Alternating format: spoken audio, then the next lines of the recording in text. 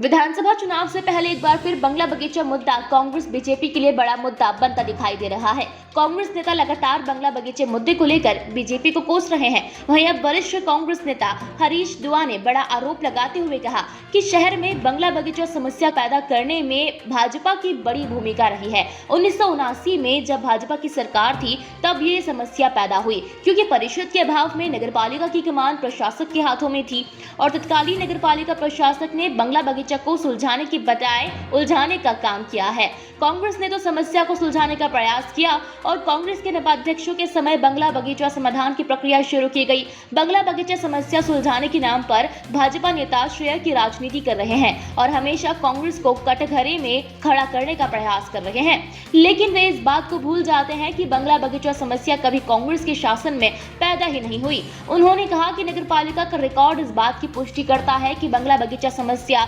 1979 में तत्कालीन भाजपा सरकार के कार्यकाल में पैदा हुई थी। तब नगरपालिका में परिषद नहीं थी और प्रशासक विनय शुक्ल थे।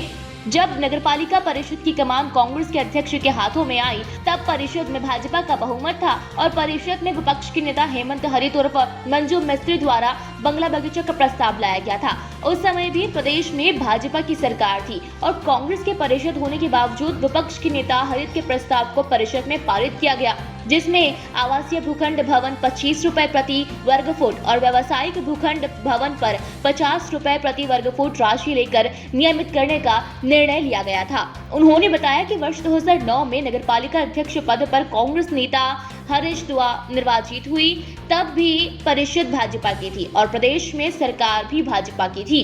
बावजूद पूर्व परिषद के कार्यकाल में पारित बंगला बगीचा समस्या निराकरण के प्रस्ताव में आंशिक संशोधन करते हुए आवासीय 50 रुपए प्रति वर्ग फुट और व्यावसायिक 100 रुपए प्रति वर्ग फुट के मान से बंगला बगीचा के भवन भूखंडों को नियमित करने का प्रस्ताव पारित कर स्वीकृति के लिए सरकार को भेजा गया।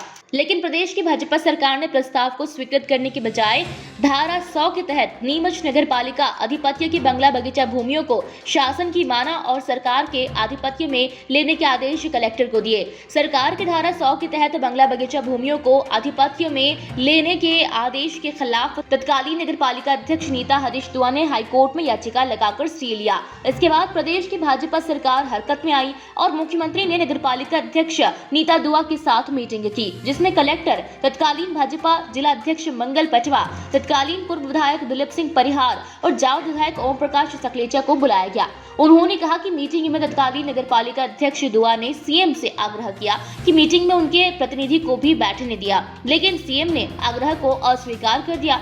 मीटिंग में सीएम ने कहा कि हाईकोर्ट में शासन के खिलाफ लगाई याचिका को वापस लो। इस नगरपालिका अध्यक्ष नीता दुआ ने सीएम से स्पष्ट कहा कि पहले आप लिखित में दो कि नगरपालिका आधिपत्य की बंगला बगीचा भूमियों का अधिग्रहण नहीं करोगे, लेकिन सीएम ने इनकार कर दिया और श्रीमती दुआ को समझाने की जिम्मेदारी विधायक सकलेचा को सौंपी।